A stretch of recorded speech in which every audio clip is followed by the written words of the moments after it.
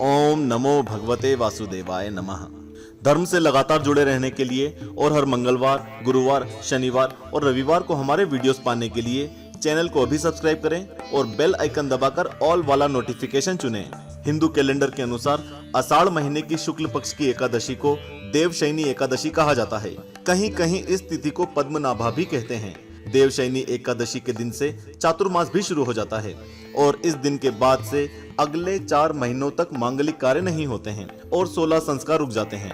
हालांकि पूजन, अनुष्ठान, मरम्मत करवाए गए घर में गृह प्रवेश, वाहन और आभूषण खरीदी जैसे काम किए जा सकते हैं। पुराणों के अनुसार इन 4 महीनों में भगवान विष्णु योग निद्रा में रहते हैं और क्षीर सागर में शयन करते हैं।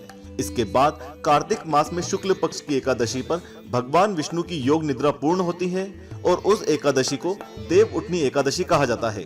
स्वागत है आपका आस्तिक स्पिरिचुअल सीक्रेट्स में।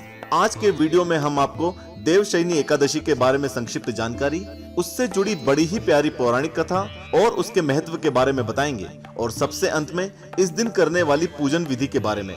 तो बने रहिएगा हमारे साथ अंत तक। देवशयनी एकादशी के दिन के बाद से यानी कि लगने वाले चातुर्मास में व्यक्ति को अपनी रुचि या इच्छा के अनुसार नित्य व्यवहार के पदार्थों का त्याग और ग्रहण करना चाहिए। चातुर्मास के दौरान पूजा पाठ, कथा, अनुष्ठान से सकारात्मक ऊर्जा मिलती है। चातुर्मास में भजन, कीर्तन, सत्संग, कथा और भागवत के लिए श्रेष्ठ समय माना जाता है। इसलिए इस एकादशी को सौभाग्यदायिनी एकादशी कहा जाता है। इस दिन विधि विधान से पूजा करने से मोक्ष की प्राप्ति होती है। पद्म पुराण के अनुसार इस दिन व्रत या उपवास रखने से जाने अनजाने में किए गए पाप खत्म हो जाते हैं। यह व्रत सभी को करना चाहिए। यह व्रत परलोक में मुक्ति को देने वाला माना गया है। ब्रह्म वैवर्त पुराण के अनुसार इस व्रत को करने से मनोकामना भी पूरी होती है।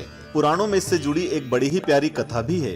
भगवान विष्णु ने वामन अवतार लेकर बलि से 3 पग दान के रूप में मांगे। भगवान ने पहले पग में पूरी पृथ्वी, आकाश और सभी दिशाओं को ढक लिया। अगले पग में पूरे ब्रह्मांड और स्वर्ग को ढक लिया। तब तीसरा पग राजा बलि ने अपने सिर पर रखवाया। इससे प्रसन्न होकर उन्होंने राजा बलि को पाताल लोक का अधिपति बना दिया और उससे वरदान मांगने को कहा। बलि ने वरदान मांगते हुए कहा कि भगवान हमेशा मेरे महल में रहें। भगवान को बलि के बंधन में बंधा देखते हुए माता लक्ष्मी ने बलि को भाई बनाया और भगवान को वचन से मुक्त करने का अनुरोध किया। माना जाता है कि तब से भगवान विष्णु का अनुसरण करते हुए तीनों देव 4-4 महीने पाताल में निवास करते हैं। विष्णु देवशयनी एकादशी से देव उठनी एकादशी तक, शिवजी महाशिवरात्रि तक और ब्रह्मा जी शिवरात्रि से देवशयनी एकादशी तक पाताल में निवास करते हैं। पद्म पुराण के अनुसार देवशयनी एकादशी के दिन व्रत या उपवास रखने से जाने अनजाने किए गए पाप खत्म हो जाते हैं। यह व्रत सभी को करना चाहिए। यह व्रत परलोक में मुक्ति को देने वाला माना गया है। एकादशी को प्रातः काल उठें। इसके बाद घर की साफ सफाई और नित्य कर्म से निवृत्त हो जाएं। स्नान कर पवित्र जल का घर में छिड़काव करें। घर के पूजन स्थल या किसी भी पवित्र स्थल पर प्रभु श्री हरि विष्णु की सोने, चांदी, तांबे या पीतल की मूर्ति की स्थापना करें। इसके बाद उसका षोडशो उपचार सहित पूजन करें। इसके बाद भगवान विष्णु को पीताम्बर आदि से विभूषित करें। तत्पश्चात व्रत कथा सुननी चाहिए। इसके बाद आरती कर प्रसाद वितरण करें। अंत में सफेद चादर से ढके गद्दे तकिए वाले पलंग पर श्री विष्णु को शयन कराना चाहिए। तो मित्रों, यह थी देवशयनी एकादशी की संक्षिप्त जानकारी, उससे जुड़ी पौराणिक कथा और उसका महत्व। मित्रों, इस वीडियो में हमने देवशयनी एकादशी व्रत कथा का जिक्र किया है।